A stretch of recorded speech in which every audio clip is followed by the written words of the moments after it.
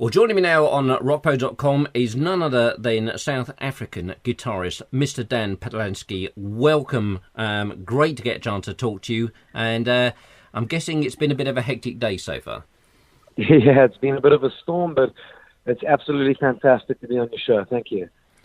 Well, where can we start? I guess for someone who's just had so many accolades and awards thrown at you the last couple of years, I mean, it must all just seem like one hell of a rush.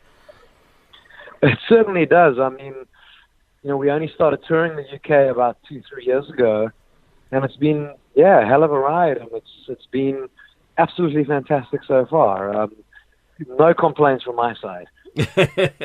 Well, obviously, you've just done a fantastic gig up at H Blues Festival in Sheffield, because, of course, you're back over here again on tour. Obviously, you've got, what we've got left now, 1, 2, 3, 4, 5 dates left, and I'm guessing they're probably selling out fairly quickly.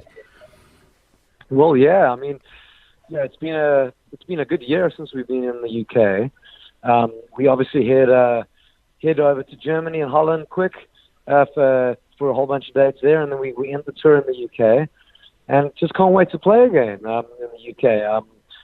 We're playing, I think, all over England and a bit in Cardiff, and just cannot wait to continue and continue building our fan base, in the UK.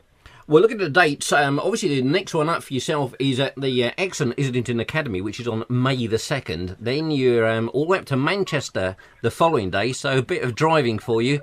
Then jumping across, as you said, to Cardiff at the Globe. Next day, not so far, because obviously you're going over to the tunnels at Bristol, and then rounding things off rather nicely at the excellent factory at Barnstable. Yeah, that's it. So it's we're kind of ping-ponging around a little bit, but I suppose our travel plans are in the hands of the agents that booked it. But it should be good. It should be good, and it's a good way to end the tour. I'll quickly must mention, actually, before getting back to, obviously, your good self and the album, obviously you've got the fantastic Ash Wilson supporting you on this tour. Yeah, and I'm really excited. We've done one show already with Ash, and big fan of what Ash does. Fantastic bloke, fantastic sound, fantastic guitar player. So I think it's a real pleasure to have him on the road with us, and I think his brand of blues rock, it's a little different to ours, and it's just a perfect matchup for a good night out. Well, what I think is great for the scene, I mean, the scene just seems to be very, very healthy at the moment, and there seems to be such a wide sort of almost diversity within the blues and blues rock scene at the moment. As you said, Ash does something a little bit different to yourself. There's other people do something a little bit different to Ash, but it all comes together, and it's just created what is a fantastic buzz, I think. Certainly the last 4 to 5 years, it just seems to be on the up and up. Without a doubt. And I mean, I think the genre of blues and blues rock, it's it's a fairly vast genre, with different styles, and thank God for that, because I think it would be a boring scene if it wasn't the case. But it's fantastic, and I couldn't agree more. It's looking really healthy at the moment, the blues rock scene, and fantastic to be part of it. So, who or what was it that got you interested in blues and blues rock in the first place? Well, it really was my parents. Right.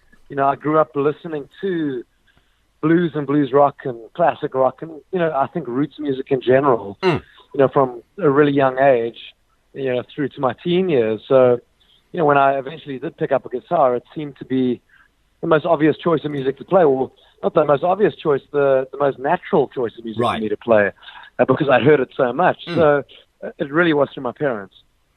What's the scene like in South Africa when it comes to blues and blues rock? Because it's not a country that generally you hear about within the scene. Yeah, it's normally political problems you hear about from South Africa, not the blues. Listen, I think blues and blues rock is a niche market anywhere in the world. So you can imagine it's fairly niche in South Africa too.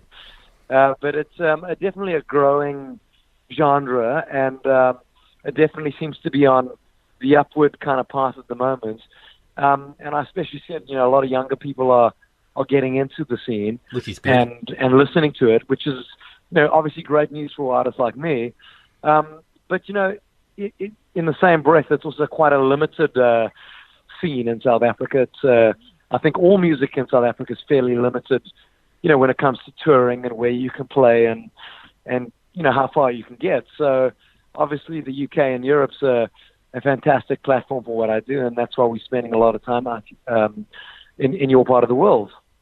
Well, it seems to be, obviously the UK is, I guess, without wanting to sort of blow our trumpet too much, is the country that really we can say lifted the blues to the next level, obviously back in the 60s and what have you. And it seems to be also a lot of the American artists struggling over there, sort of gig-wise almost, and having to come to the UK and Europe to get those kind of gigs.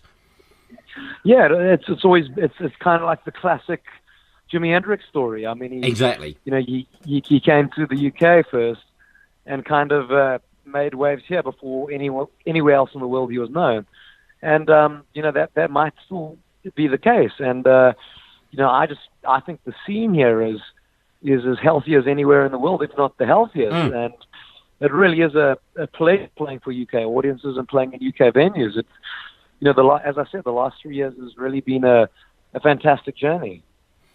Well, obviously, we need to speak about, obviously, your last release. Obviously, you were promoting a single off it, the single obviously being Son Over Faith, which is a fantastic track. Obviously, the album Introverted came out last year. Firstly, I want to ask you about is how did you come about the title?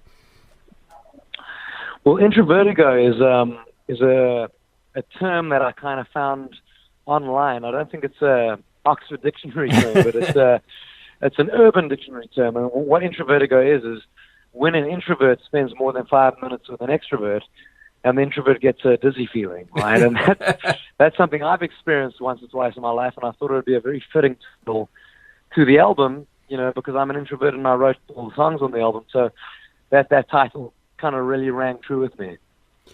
Obviously, as you said, you wrote all the songs, but you brought in a gentleman who you used to produce, obviously, Dear Silence Thieves. I guess you obviously were pleased with Theo's work on that release. Yeah, it was kind of a no-brainer for me because, Dear Silence Thieves really opened doors for us in the UK and Europe, and it really was the album that, put a foot in the door. And, due to the success of that album, we thought it would be silly to think about using anyone else. So we went with Theo on Introvertigo too. When it comes to writing for your releases, it's a question I ask a lot of artists because I'm always interested. Are you someone who locks yourself away in a room with a pencil and pad, or do you find it easier to write on the road? There always seems to be one or the other. There never seems to be sort of, just, as and when. In a way, a bit of both, but I'd say for 90%, I kind of block off time at home, and if it's a month or two, and really get into the writing. But occasionally ideas do come about in a sound check, and they're very vague, rudimentary ideas, but they're kind of they're good ideas to build off, and I'll take those back when I block off the time at home to write and try and expand on them. But I'd say for the most part, it's kind of at home, peace and quiet, and try and get on with it. Do you construct your writing the same way for each track? Do you do the lyrics first and then the guitar, or vice versa, or does it just seem to sort of gel together naturally? Well, for me, it's always been I start with kind of the groove and the feel of the song, and right. what type of feel I want, and then I'll write like either a riff or a chord pattern. Then the melody will come, and then the very last thing will normally be the lyrics. Do you find that you prefer to sort of stay off certain topics, or is anything game when it comes to songs? For the most part, I like to think that anything's game. Generally I write about, social commentary, kind of, in other words, a fat moan about things that I see in society that I'm not, that grind my gears, or personal kind of experiences, if it's family life or life on the road. I try my best to try and keep it, relevant to what I experience and kind of the world that I live in. So just to try and keep it honest and real. So who's in the band? How did you get? How do you guys get together? Is it the people that you've been sort of friends with for years, or is it people you've met in clubs and gigs? Yeah, so I mean, my South African band, who's done most international touring with me, except this one, you know, I use them in the studio too. We're really kind of, you know, comfortable, you know, creating music together and playing music together. So, you know, they always seem to be the best option for me when it comes to studio. Right. And you know, on this tour, I'm using actually a German band that I've, you know, done one or two tours with, and they're just fantastic musicians too. Really, really great. And I think that's just more of a logistical choice than a musical choice. But they're fantastic. Well, that's totally understandable. I mean, the touring costs just within a single country alone is enough. But when you start adding sort of international values and problems as well, I mean, the costs just rocket. And that's, you know, people don't appreciate that. Well, Dan, it's been an absolute pleasure talking to you. Great success with the rest of the tour. As I say, it finishes up on May the 6th, obviously at the factory in Barnstaple. The album's fantastic. Already gnashing at the teeth for your next release.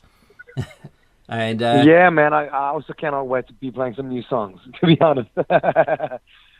And I wish you all the success in the world. Not that you need me to tell you that, of course. All the best, Dan. Thanks very much indeed. Really appreciate it. Cheers now. Bye-bye. Cheers, bye.